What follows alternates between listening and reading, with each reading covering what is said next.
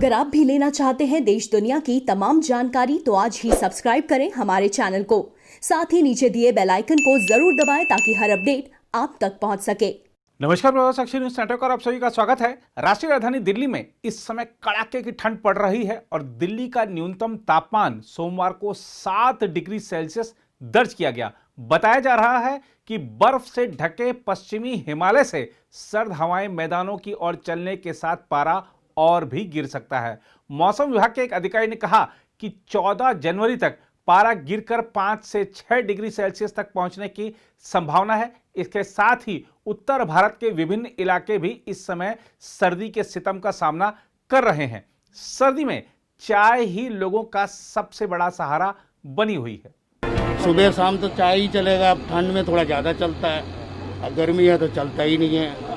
तो यही है, हर काम पे सबकी बिजनेस यही काम ऐसे चलता है। ठंड आता है तो काम चलता है, जिसका जो काम जो होता है। बुरी ठंड हो रही है, इसलिए थोड़ा चाय लिया तो थोड़ा आराम हो जाएगा, क्योंकि सवारी परेशान है, ठंड के परेशान थे उससे।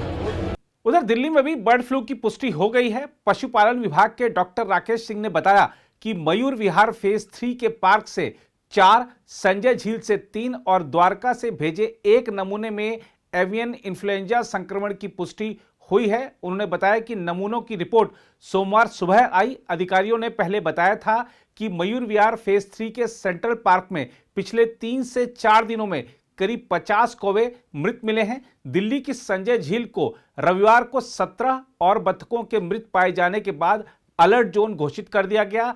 दिल्ली विकास प्राधिकरण यानी डीडीए ने इस मशहूर जलाशय तथा पार्क को 10 बतखों के मृत पाए जाने के बाद शनिवार को बंद कर दिया था। डॉक्टर राकेश सिंह ने बताया कि कुछ नमूने जालंधर भी भेजे गए हैं और उनकी रिपोर्ट का इंतजार है।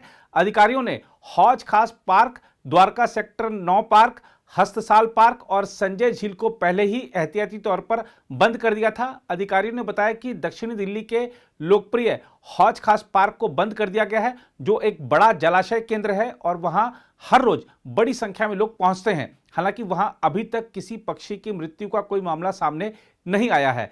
शहर के सबसे बड़े पोल्ट्री मार्केट गाजीपुर कुक्कुट बाजार को भी बंद कर दिया गया है।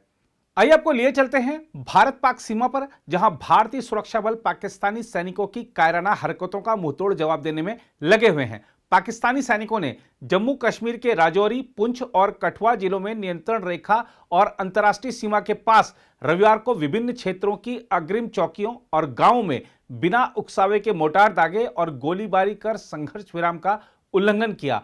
एक रक्षा प्रवक्ता ने कहा कि भारतीय सेना ने जवाबी कार्रवाई की। इसके साथ ही पाकिस्तान की ओर से होने वाली घुसपैठ को लेकर भी बीएसएफ के जवान अलर्ट हैं। आइए आपको दिखाते हैं कैसे इस भीषण ठंड में तगड़ी चौकसी हो रही है। किस तरह से इतना जो ठंड है और जो फॉग है, किस तरह से इसमें निगरानी होती है? इसमें हम पेट्रोलिंग द्वारा, क्योंकि फॉग होने से इलाका जो है साफ दिखाई नहीं देता और पाकिस्तान की हरकतें जो है ज़्यादा बढ़ जाती हैं, इसलिए हम पेट्रोलिंग से ज़्यादा पेट्रोलिंग करके और एरिया को कवर करते हैं, जिससे कि पाकिस्तान द्वारा की गई कोई भी साजिश को नाकाम कर सकें।